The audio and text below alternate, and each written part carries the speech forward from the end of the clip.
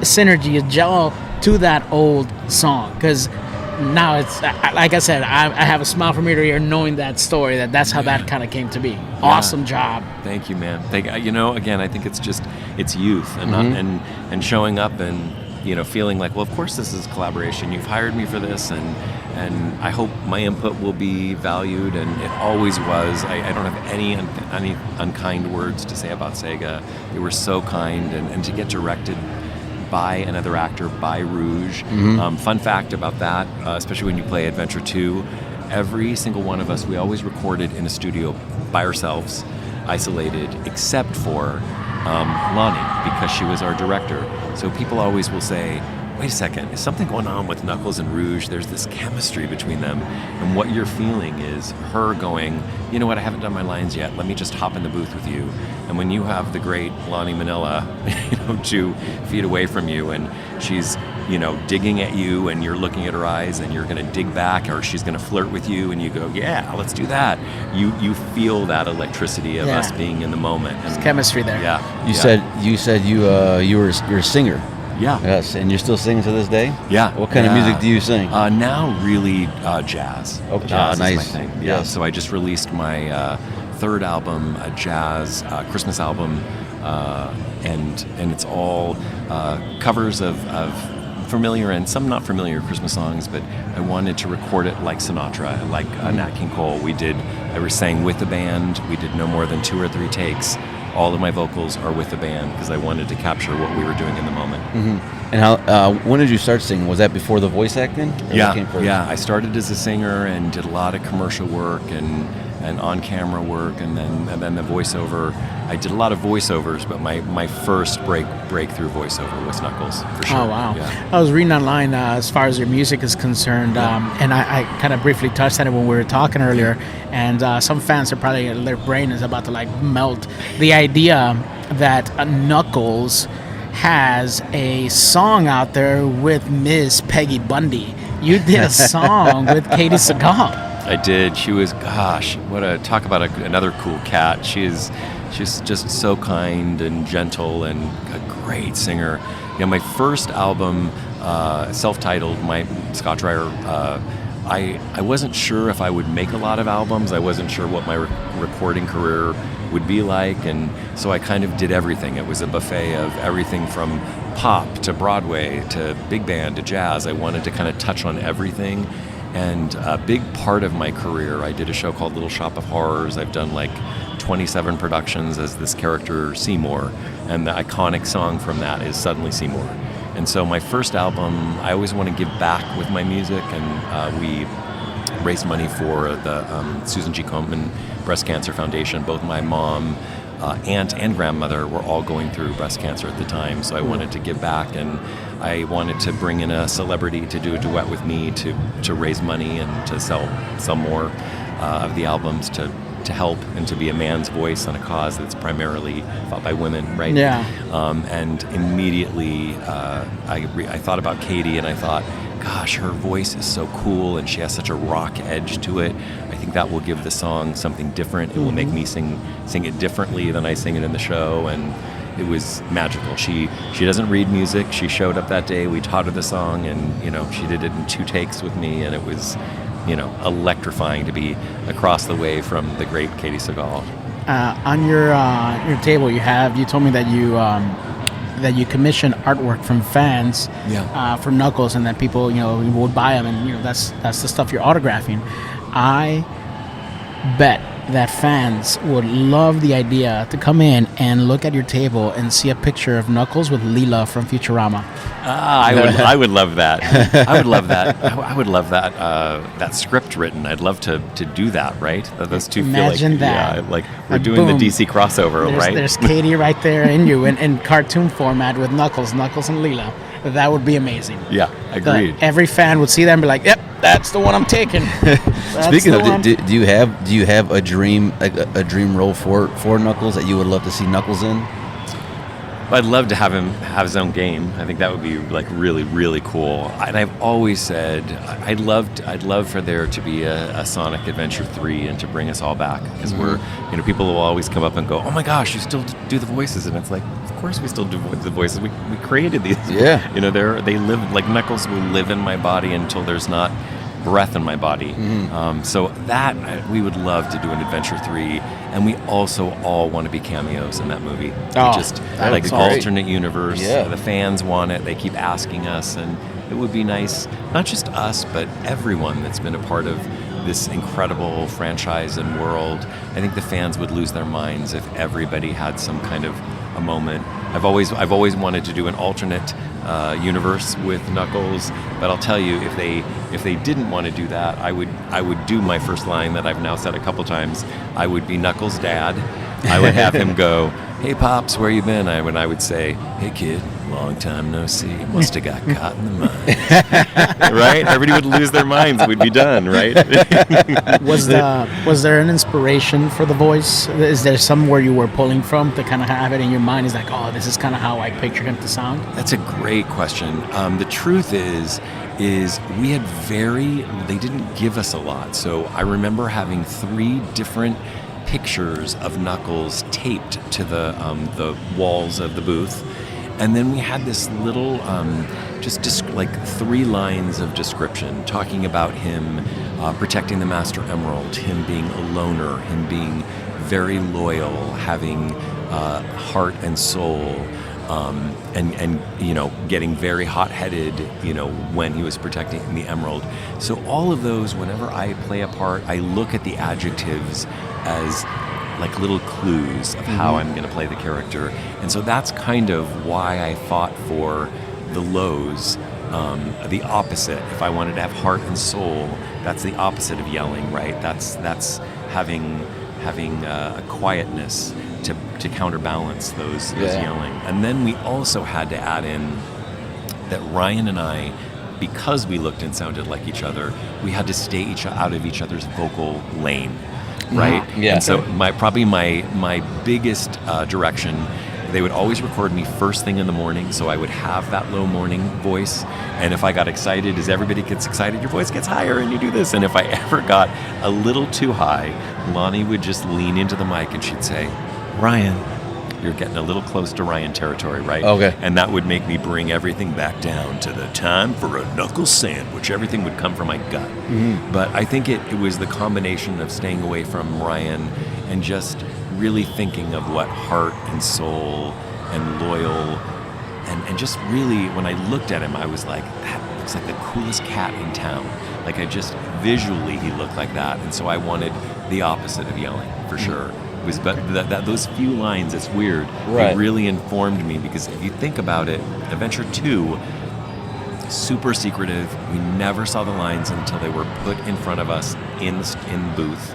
I'm terribly dyslexic, so that was like my own private nightmare, was hiding that and just having to go through unscramble words while they were doing mic checks. I would be a page and a half ahead, so no one knew. But that's why Adventure 2 is filled with beautiful imperfections, right? Because we never, ever recorded a line without the entire team being in studio with us. So that means the Japanese team would fly out. If they decided I was yelling across the universe to Rouge during a scene, and then we finished our performances and they took it back to Japan, and then as they were animating, if they went, you know what, it looks better if they're right next to each other. Well, you still have my performance screaming at her, right? Mm-hmm. But because of that, I think there's something sort of magical, and it's also the beginning of gaming. And then by the time we got to Sonic Heroes, gaming grew. So we were then voicing to rough animation. They were animating to our voices, and we kind of grew with it. But to me, the lightning in the bottle of Adventure 2 is something that I have my hair on my arm is standing up just talking about it. Yeah. I'm curious, aside from Knuckles, is there a character that's out there that you wish you would have voiced? Like, man, I would really love to voice that character right there. Oh gosh, I would have knocked it out the park. That's such a good.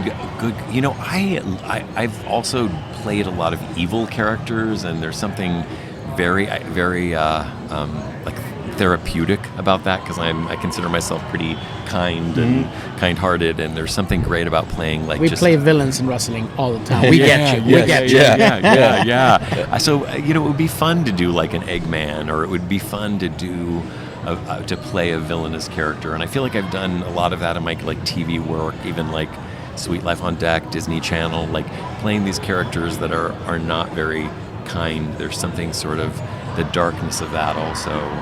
But it's weird. I have like a mixture of that because I just worked as a acting coach on a movie that just got released with 50 Cent called Skill House. And that was too dark for me because what ended up happening was I had to go. It was real life influencers that were acting, and so I was coaching them, and the director said, it's one of these, we don't know who the killer is, so we want you to give the lines to each actor during their death scene. So I would go up to each of the actors and say, what do you need? Do you need me to just feed you lines? And of course, every one of the actors was like, no, we want you to really scare us for our death scenes. And so it was, we'd be in a space as big as this table we are right now with a microphone and handheld, and I'd be off stage going, you die for like 22 days. And it was such a dark, like I left it feeling so dark and so heavy that I don't know that I could do that again. That's so awesome though, man. Just hearing that, that's so great. That's cool. That's cool. Yeah, it's crazy. All the crew, because they were on the other side, and they saw me as Scott and hugging the actors and giving that encouragement, and they would be like, where the hell did that voice come from? And then when they found out it was me, they were like, that's your voice, Lincoln. It was a crazy experience for sure. That's great. And as far as your music, where can people find your music at? It's on any streaming platform like iTunes, Spotify, and I have a weird spelling. My last name is Dreier, too many vowels. But I have my first album. I have the Doris Day Project, which celebrates the music of the iconic actress Doris Day.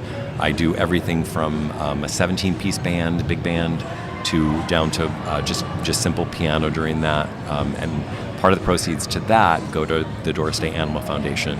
And then my newest album is called Christmas, and it's Scott Dreier with Andy Langham, who is my musical director. And then I've just recorded my fourth album, which will come out in the spring. It's jazz, right? You said, right? Jazz, yeah. Yeah, I could tell because you have that jazz soothing voice. Yeah, I could tell. Yeah. I always say to people, like if they're like, if we listen to your music, what songs are the most like Knuckles? From my second album, Close Your Eyes, from the Doris Day Project, is definitely Knuckles. And from the Christmas album, it's probably Christmas Time Is Here. There are a lot of lows of Knuckles there that people go, I hear it. Just picture the Knuckles with like an ugly sweater, like a Christmas sweater, ugly Christmas sweater. Can we get a little preview of what we could hear on the album? You mean singing? Yeah. Oh gosh, what do I do? Christmas time is here, happiness and cheer, fun for all the children call their favorite time of year. It's nice and soothing right there, man. I'm nice and relaxed right now. Look at that. You mentioned Little Shop of Horrors earlier. Yeah. How did it feel playing the role of Seymour, knowing like Rick Moranis had such a, that's his role? Yeah. It's always interesting to see a musical play or anything like that where there's already like a movie or something really made of that character, of those people, and someone stepping into that role, because as a fan you can't help but compare. But then you see what they're showing on stage, just completely different, variations of it. Yeah. How did it feel stepping into those shoes? I'll tell you, I had seen the movie, but I didn't watch it again when I got the part because I wanted to find my own way. Correct. So I had a memory of him doing it, and of course he's so talented. But I wanted, for me, it became about, because Seymour is usually really short, I'm tall, and so it became about kind of finding him in my body, and my body language changed. And I was also a really shy kid, and so it's easy to kind of bounce back into that. I hope everybody likes me. I want them to like me. And to me, the reason I do a show is because a lyric or something in the script. And for me, I loved the idea that this guy is such a good guy He has no self-esteem. He's in love with a woman that has no self-esteem, and he's willing to do the absolute worst. Obviously the worst things. And to me, like the lyric that just tells it all. He's like, he has the moment of, I can't do this. I'm feeding body parts to a plant. It's all of this. And then he has the lyric, but then there's Audrey. Like, without my plant, she might not love me anymore. Mm-hmm. And to me, just the idea of that, and to get to play that. But it's funny, so many people have seen me do this show over the years, and they'll say to me, gosh, I wish I could see you do it. And then they'll talk about the productions they've seen of it, and they'll be like, well, I saw it here. And I was like, I was Seymour. And they were like, no, I saw that production. You weren't in that production. Because I change so much physically, my voice changes, I become different. I'm an actor, right? So I become so different. But since I've done it, now that I've done the role so many times, I've been able to go back and watch the great Rick Moranis and steal a couple of things, but also feel proud of what my stamp is on it too. Awesome, yeah. awesome. Curious, and aside from because you're also an actor, aside from a voice, what is a dream role that you would love to play? I love magical things. I've always loved that. I would love to be a magical, like in a Harry Potter movie, or I would love to play someone magical. I've always wanted that. Even in my world of like Disney Channel, I wish I would have been on like Wizards of Waverly Place. I'd love to play someone that's a magical being on something. I think that would be really, really cool.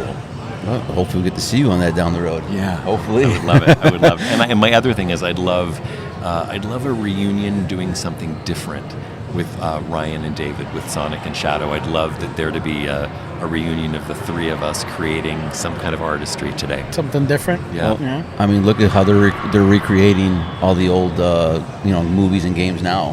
They're recreating them and they're making them like almost looking like lifelike. Imagine they did that with Sonic and Knuckles. Like that would be awesome. Yeah. That would be because the kids today, they don't really realize how big Sonic was. Sonic the Hedgehog was like to like us, guys our age. Yeah. And well, when they tried making Sonic a little too lifelike, the internet fucking got angry. That's true. That's true. How dare you give him those eyeballs? I'm glad they listened, though, right? Yes. Because sometimes studios and the creatives will dig in even more, but the fact that they actually listened is it's good. Yeah, definitely. Imagine if they would have gone with that, and then the Knuckles character would have come in. I would have been like, glad they didn't listen. Glad they stuck, kept to their guns, and they looked the part. Yeah. Well, Scott, thank you so much for sitting and talking with us. We really appreciate you taking time out of your day to come sit with us. We really appreciate that. Javier, thank you so much. It was great talking with you, and you guys have a great podcast, man. This is cool, and it's cool to be a part of it. Thank guys, you so check it out. Make sure you check it out. If you don't check it out, it's going to be time for a knuckles sandwich. Yes, sir. That's awesome. Goosebumps. No, thank you so much, Scott. Please let other people know where they could find you on social media, your music. Where can they find you? Yeah. So I am at the Scott Dreier, and again, it's that weird last name spelling Dreier with all the vowels. You can find me through my website too, which is scottdreier.com. And like I said, all my music is available at all the streaming platforms under my name. Well, big thanks again to Mr. Scott Dreier, a.k.a. Knuckles, who hung out with us today, man. Thank you, Scott. Thank you so much. This is the part of the episode. We sign off. We say, can you say "Salud, cabrones"? Do you know how to say that? Oh, gotta say it in the Knuckles voice, though. Salud, cabrones. Salud, cabrones. Salud, cabrones. There you go. That's how Knuckles would say it, bro. Exactly. And we out. Thank you. We out. Yeah. What's up, everyone? Welcome back to the Salud Cabrones podcast. I am Danny Villegas. And I am Javier Ledesma. And Danny, are we still doing shows live at a convention? That's right. It's where we are today at the Midwest Toy Show at the Max in McCook. That's where we're at. Yes, and we have a very special guest with us. For those that know the legendary Sonic the Hedgehog, as we grew up on, we have Mr. Dr. Robotnik himself, Please get it for Mr. Mike Pollock. Eggman. Thank you so much. Mike, thank you so much for joining us. Oh, my pleasure. Thank you for having me. Absolutely. Actually, wait, the correct response to that question is, why are you coming apart? That's all. Thank you. Don't encourage me. It just gets worse. We're going to be here all night. Perfect. Try Mike, the veal. Mike, how long have you been doing the voice? I was reading online that you are the longest tenured voice actor for the Sonic the Hedgehog franchise. Is that correct? As of this moment, yes, the longest English-speaking one. Their Japanese Sonic has been at this longer than I have. Oh. But I've been the English-speaking voice of Dr. Eggman since August 23rd, 2003. So it just went on 22 years. Wow. 22 years, man. And then you see people are still in love with the Sonic the Hedgehog, the whole, everyone involved in it. How do you feel seeing everyone still showing the love that they do to this day? It is, the loyalty is amazing, tremendous to watch. It's an honor to be a part of it, and I'm delighted that people are still interested in coming to watch and play. So what is it when you see these fans come up and they want, now the big thing is Funko Pops, or they sign it, and they're like, I remember playing you when I was a kid, how does that make beating you when I was a kid? We've all grown old together. Some of us a little older than others. But again, it's the devotion, the loyalty. It's touching. It's heartwarming. It's amazing. Take us back when you landed the role. What did it feel like? And were your thoughts thinking, this is going to be a one-off or something? Did you think that you'd be doing it this long? No, not at all. It was at 4Kids TV, where I was doing a lot of stuff in the Fox box. I booked my first series there in Kirby Right Back At Ya, and which actually feeds into this whole story. I booked a couple of other series, but I was very excited about landing that as my first series. Coolest series. As it happened, the folks that produced Kirby Right Back At Ya for 4Kids also produced Sonic X, and they knew my work from Kirby, and they were very interested in having me audition for Dr. Eggman, which I was quite happy to do. They sent me clips of Dean Bristow, who was the previous and then current voice of Dr. Eggman, and I got the clips and went home and practiced my Dean Bristow line. Dean Bristow, rah, rah, rah. Went in for my audition. The Sega was not convinced. Went in for a callback. I did Dean Bristow again. Rah, rah, rah, rah. They were not convinced, went back for a second callback, and the third time then was the charm. And that was a great honor. But again, I knew Sonic was a big thing, but I had no way of predicting the future that I would still be doing this, even through a cast change that came in 2010. And that was a tremendous compliment of being asked back and being invited to re-audition. And then they liked my audition a second time. That never happens. So like you said, you go in for the first few times, they were not convinced. That last time when they actually were convinced, what is it that you did different? Where did you pull from? Where you know what, this is how it's going to be? I did the same thing. They gave me the voice clips to match. I matched them, and then I went in and matched them again and matched them a third time, and I don't know, just persistence. So then as you're doing these voices, I mean, is there anyone else in the whole Sonic series that you're like, you know what, I think I'd be better off as this character? I've played some other characters, incidental characters, in Sonic X. I was Ella the Maid for a time.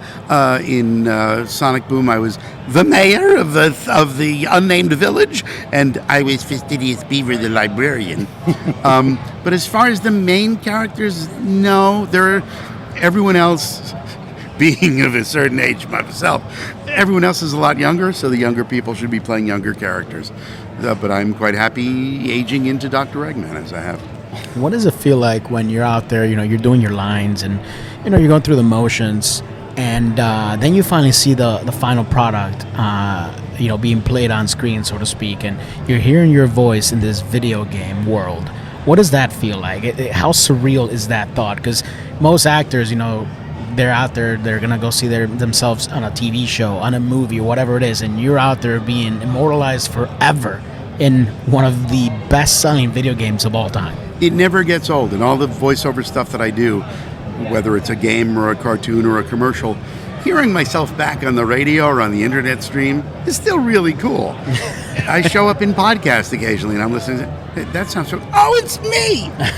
Which is much better than, that sounds familiar, oh, right, I auditioned for that and didn't book it. That's not me. But when it is me, it's really cool. And if it's in a podcast, I will make sure to download it and save it, because, hey, look, I'm in a podcast. Not unlike this one. But it never gets old. It's going to sound hardly egotistical. What are the odds? But yeah, it's performing, and the one thing about being able to perform on a pre-recorded thing instead of a live thing, you get to watch your performance like everyone else does. When I do plays, I don't get to enjoy it the same way as the audience does. So never gets old. Curious, was there aside from Sonic the Hedgehog, was there another show or that you auditioned for the voice to do a voiceover for that you didn't get, and you're like, man, I wish I would have gotten that because I know I would have done so much better. All the time, but I never audition and tell. That's tacky. But yeah, we are freelancers, so our job is to audition. The work is the auditioning. The play is actually booking the role and getting to perform because you've already got a job.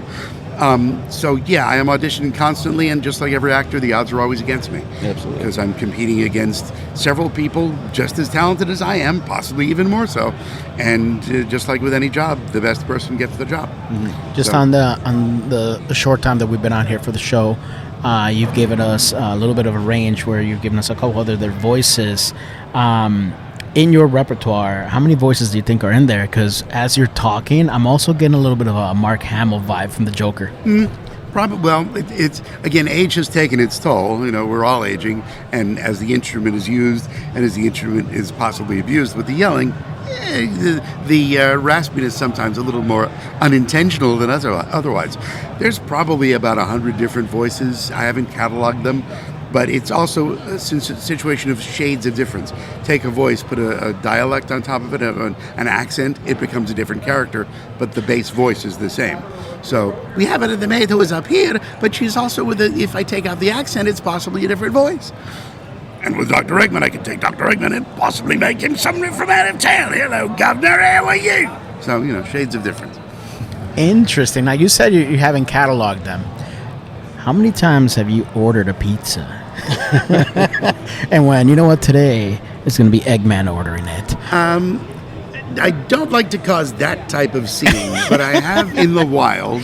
We're at some state fair somewhere, and Sonic is always a big, the plushies are big prizes in the midway. Some kid was walking back with a giant life-size Sonic on his shoulders, and we were sitting up against the wall enjoying some refreshing beverages, and I just looked over and looked both ways, and look, it's Sonic! And the kids had just whipped around, and I said, don't look at me. I'm just here. Some guy having a drink, don't mind me. Some kid going hell, he's thinking like, Jesus Christ, I know I heard it. Am I hearing things? I don't know. It could be. Losing his mind. What would be your dream role to voice over? Well, all of them. I love but working. Is there one specific one that you're like? Something big and theatrical. Nothing specific as a specific character, but something big in a Disney film, a DreamWorks film, Pixar film, one of the big screen animated things. And is there anything you're working on currently? There is, but again, if it's happening in the future, it is unknown to me because of non-disclosure agreements. So if I knew, I couldn't tell you. Okay, I get it.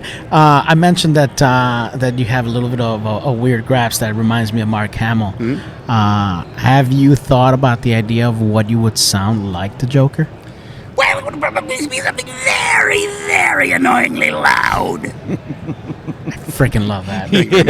I definitely want to hear a lot more of that. It took a lot of the evilness, but it added a more mischievousness to it. Yeah. I've visited the DC universe, so DC, they know how to reach me. Just saying. What voices have you done for the DC world? In Arkham Knights? No, one of them. I played there was a Bulldozer Gang, and I was one of the Bulldozer Gang members. Okay. One of the Robin spin-offs that I should remember, but not without Googling it. Now, as an actor, aside from the voice, now, what kind of characters do you like to play, or would you like to play, aside from voice acting?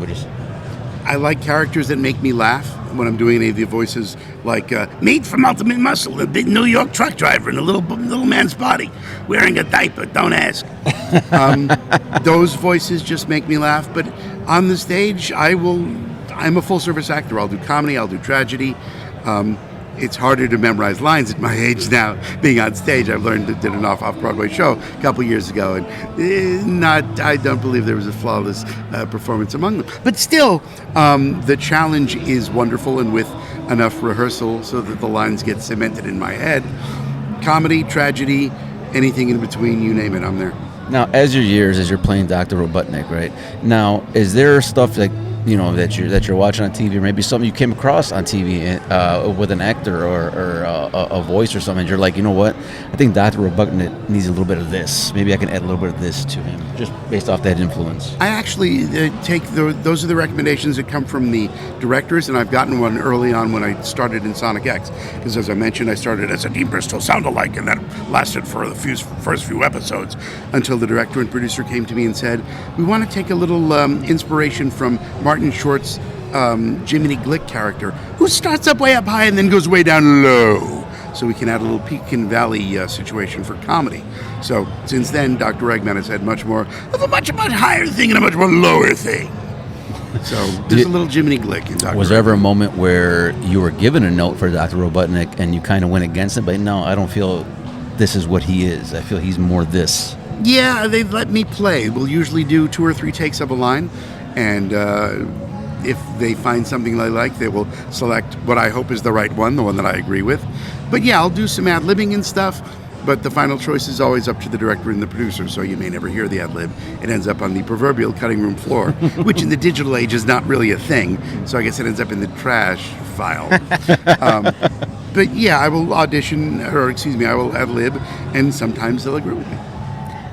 This entire convention that we've been here, you guys have had an ongoing line all day. And one of the things I noticed that there has been only one Knuckles, one person in a costume, one Sonic in a costume, but there's been several Robotniks. The world loves a villain, for better or for worse. That is definitely true. Of all these fans that come in and they dress the part. I think yesterday was a girl that came in a full Robotnik costume. Mm-hmm. Today I saw a guy. When they come in and they meet you, what kind of questions are they asking you? Are they, what are they asking you to sign? Earlier today we had Sonic signed off, and earlier I offered him some tamales. Mm-hmm. And as a joke, I told him, you know what, sorry we didn't have any chili dogs for you. Mm-hmm. So on this pop, he put tamales versus chili dogs. What are your favorite things to sign to these fans so that they can make it a little bit more personal to them? The Funkos are great. They don't have a lot of room for signing. They're not really designed for that.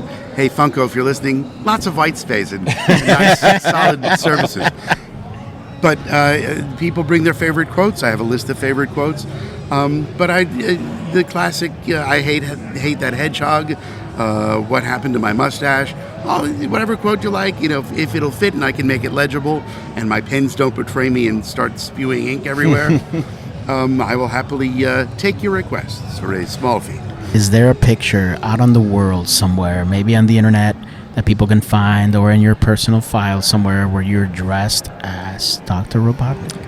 Yes and no. There is a bootleg. I shouldn't promote the company, so I won't. But there's a company that has just digitally printed a graphic of the coat on a hoodie, which actually sounds much less impressive than it is because it's just a hoodie with lousy printing.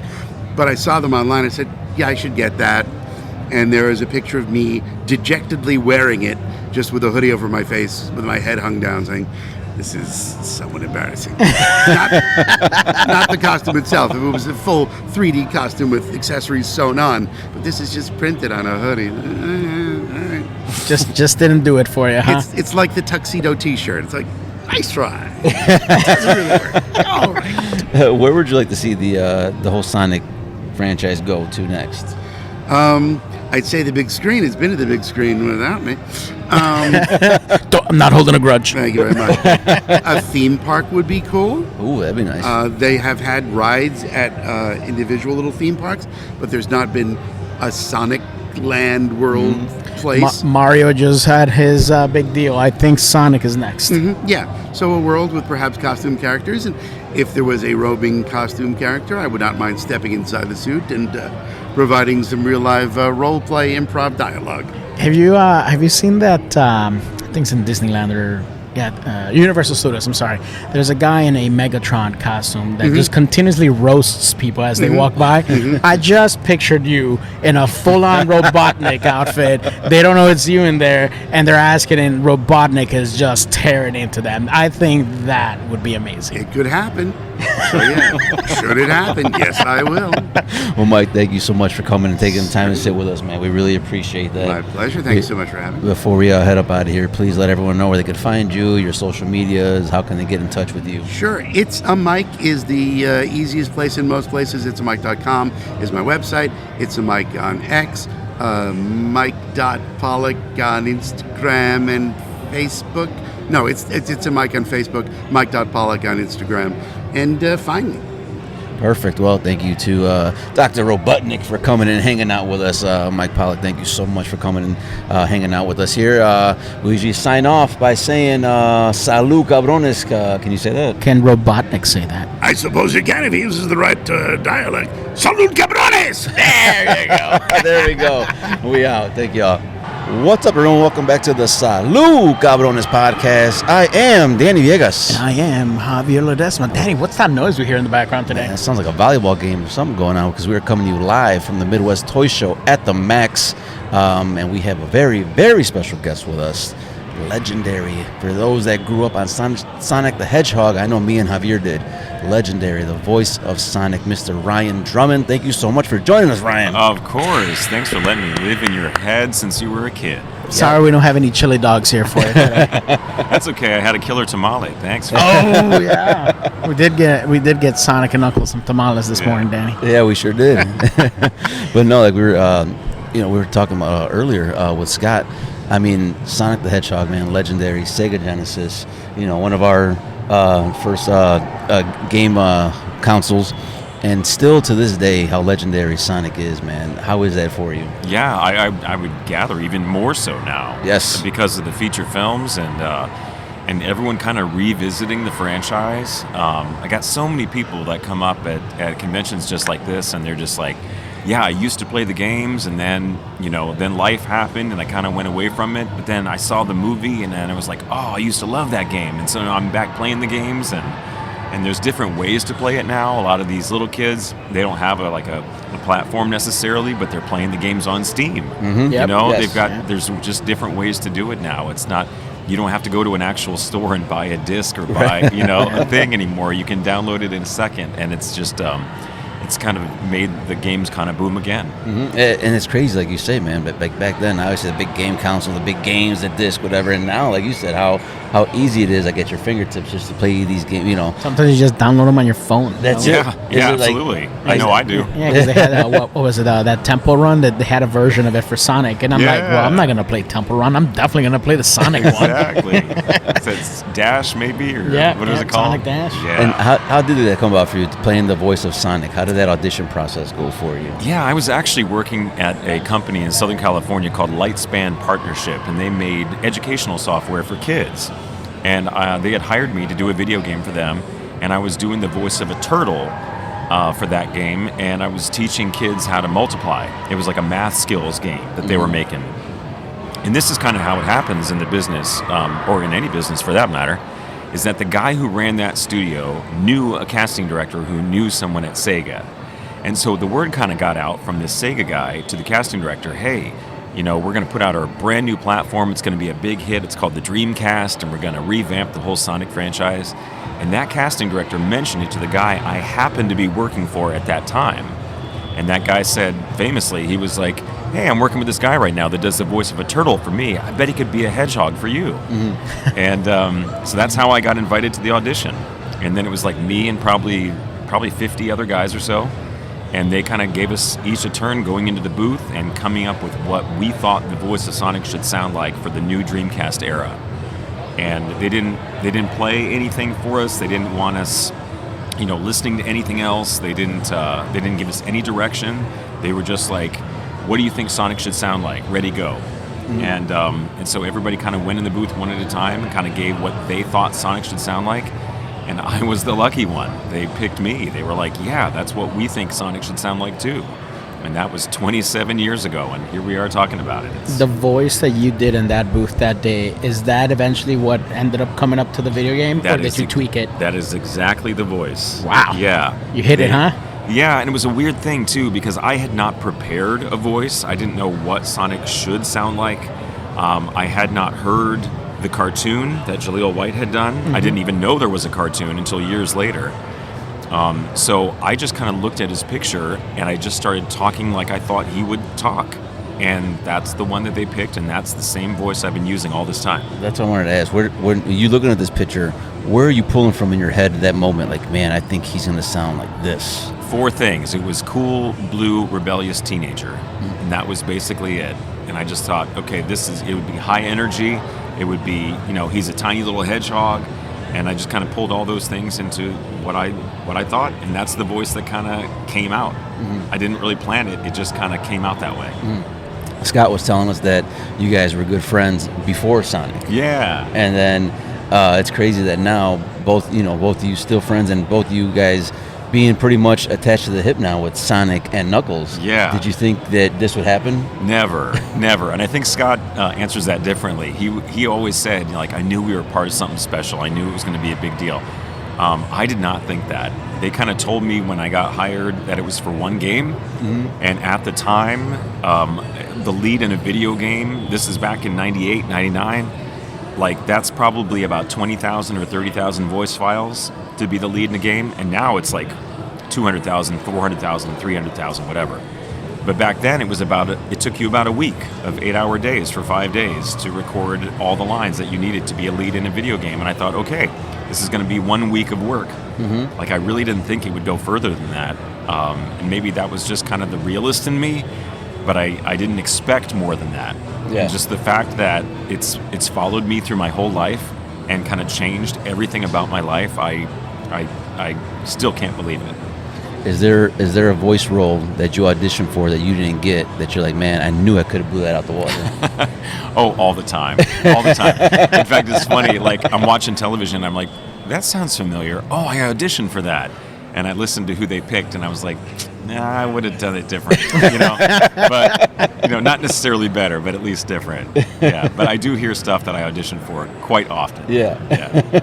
And then, as far as acting, is there a dream role that you would like to act in? I kind of lucked out because I think the dream role for any voice actor is to do some character that's iconic. And I lucked out 3 years into doing voiceover.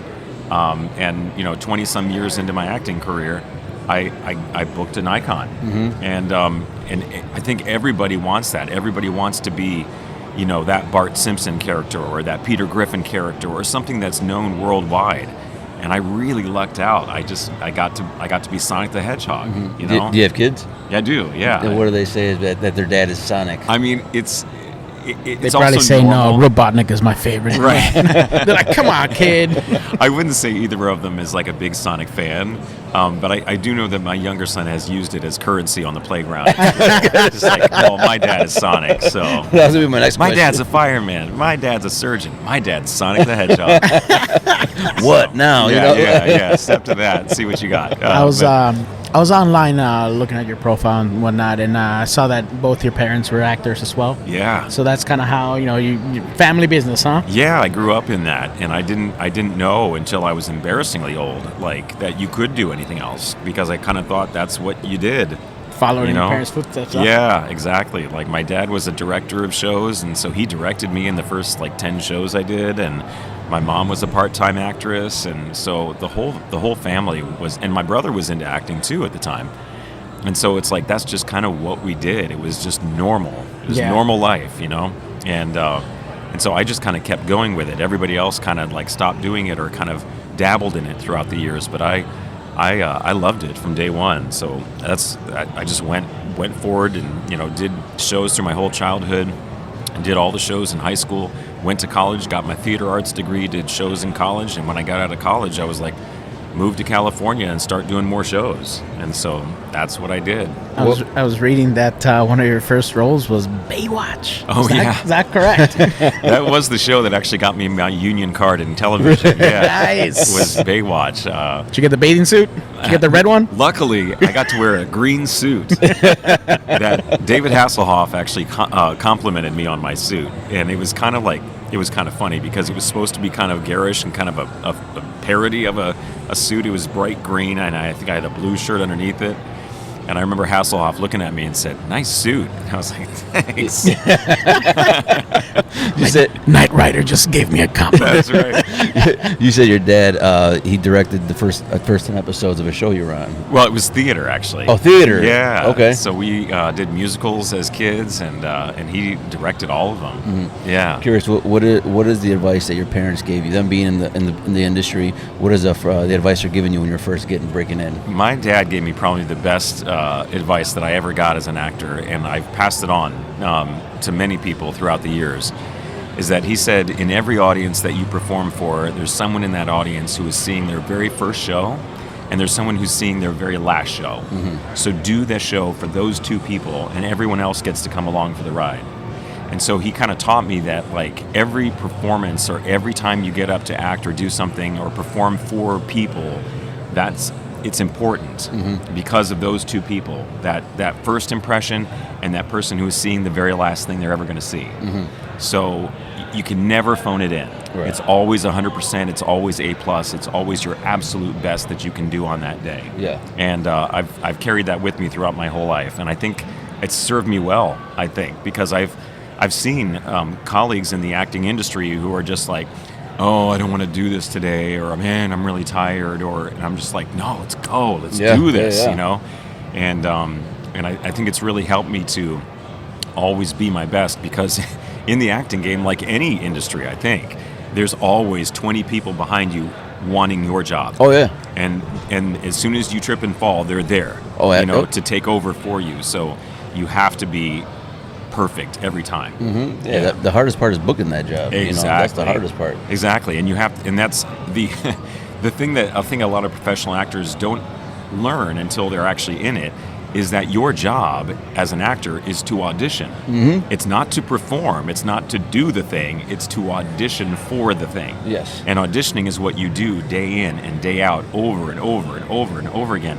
And then occasionally you'll book something and you'll get to do it, and that's great. Yeah. But the grind of it, the day-to-day thing, is auditioning.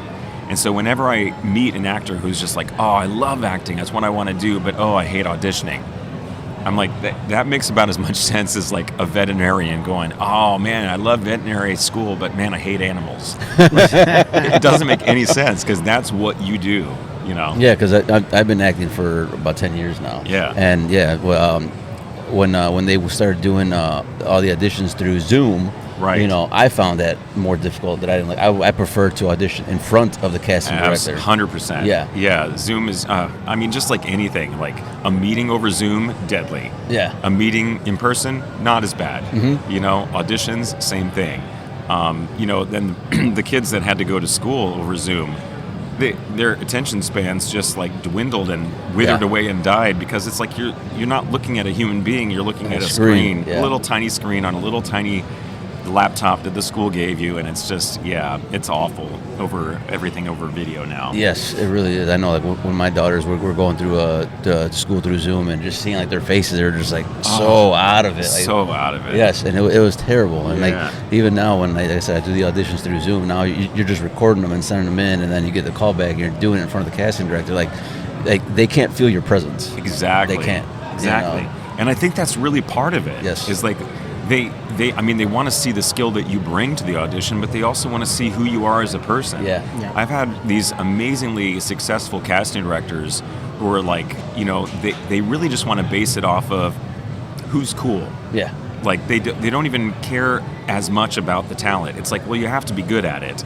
But once I found all the people that are good at the thing that I'm casting for, who's the nicest? Mm-hmm. Who's going to show up on time and be respectful and have a positive attitude? That's all I care about. Mm-hmm. And so you can't really tell that over Zoom. Over Zoom. You have to get in the room with the person and actually like show them who you are as a person. Yeah. Yeah. So aside from Sonic the Hedgehog, what is one role or one film or something that you would really love to sink your teeth into? Oh boy, there's so much. I think probably like if I could do like some sort of network cartoon, like something like an American Dad or like a Family Guy or something like that. I would love to get on like some kind of televised cartoon. I think that would be a goal of mine. Mm-hmm. What's something you're watching right now? Oh boy, so much stuff. I have a son who's almost 15, and he kind of like tells me what's cool, what to watch. So he's got me watching. Keep me hip. Like, yeah, exactly. Like Gravity Falls and Best Friends, and things like that. And he was the guy who was just like, Dad, have you seen this Snap Cube thing? You got to watch this Snap Cube thing. And so I started watching that too. And he tells me all the things to watch. And there's a lot of really good stuff out there now. My daughter's 11 going on 12. Right now her big thing is Big City Greens. Oh, I heard of that. Yeah. It's actually a really funny show, and I've watched it with her a couple of times. It is pretty funny. Yeah. So then, where would you like to see Sonic the Hedgehog go? I think he's doing just great now. I mean, I love that he's getting these feature films. I love that the films are so popular. That third film made over $1 billion worldwide. That's billion with a B. Mm-hmm. So that ensures that they're going to make a 4, 5, and 6 at least. Yeah. I love that he's kind of universally loved, and he's getting the attention that he deserves. Mm-hmm. And I'm not just saying that because I was a part of his history, but I just think he's such a great character. And I get to kind of travel the country and sometimes the world and talk to Sonic fans. And I get to hear these stories of people who are like, Sonic taught me to be brave. Sonic taught me that, it's okay to crack a joke in the face of stress. And Sonic taught me that, you should be loyal to your friends. And all these wonderful things that Sonic kind of teaches just by being who he is as a hedgehog, Mm-hmm. And I love that I can be such a foundational part of such a positive character. Yes. Scott told us that you're also a singer as well. Yeah. Yeah. What kind of music you sing? Oh, I mean, I was a musical theater kid growing up, so I did a lot of that for many, many years. He's more of like a crooner and a jazz singer. I could do that if I was paid to, but I don't. But I like a little bit of everything. I have really varied musical tastes. I like just about anything out there. But yeah, I've just been a singer through theater my entire life. Mm-hmm. I was reading that you belong to AYU Quartet. Yeah, that's my a cappella quartet. Speaking of another facet of my musical life, I met those guys when I was in college at Eastern Michigan University. And we happened to be carpooling at one point, and a song came on the radio. You guys probably remember this one. It was called It's So Hard to Say Goodbye to Yesterday by Boyz II Men. Yep.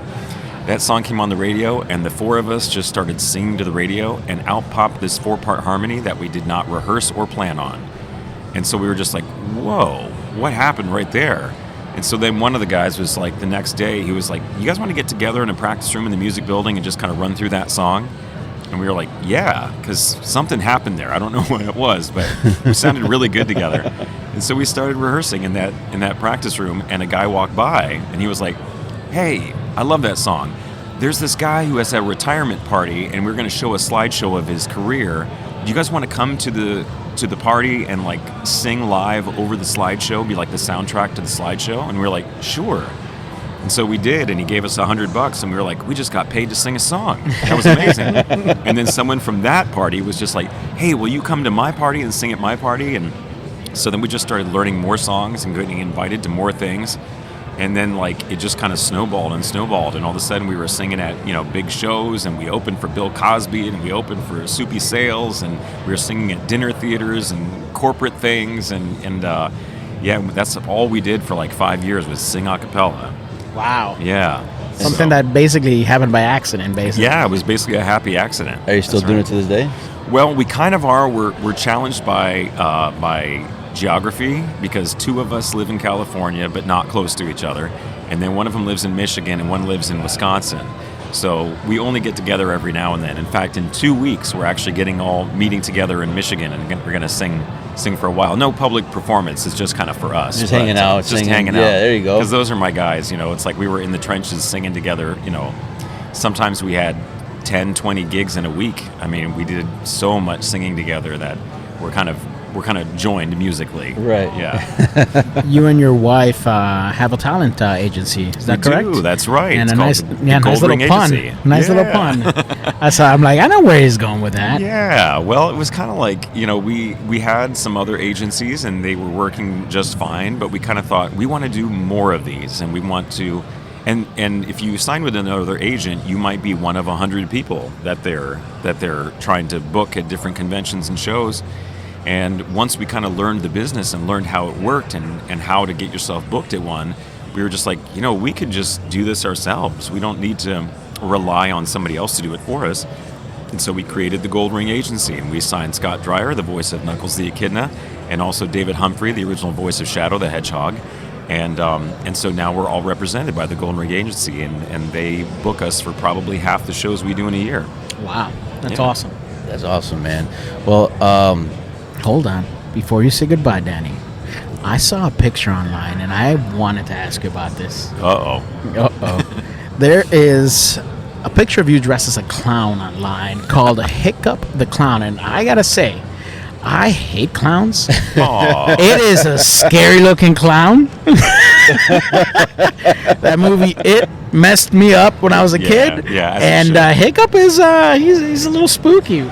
He is a little spooky. Hiccup is my clown alter ego. I've been him for many, many years, especially around Halloween, of course, and especially at your house at 3 in the morning. he's coming for you. Peeking in your window. Yeah. Hiccup doesn't talk. He's a silent clown, but he does make a bike horn noise every now and then. So when you wake up in the night and you hear, then you know that I'm coming over for breakfast. I'm going to record that soundbite, and I'm going to make sure I play it at your house at night. I hope you do. It's going to be his ringtone now.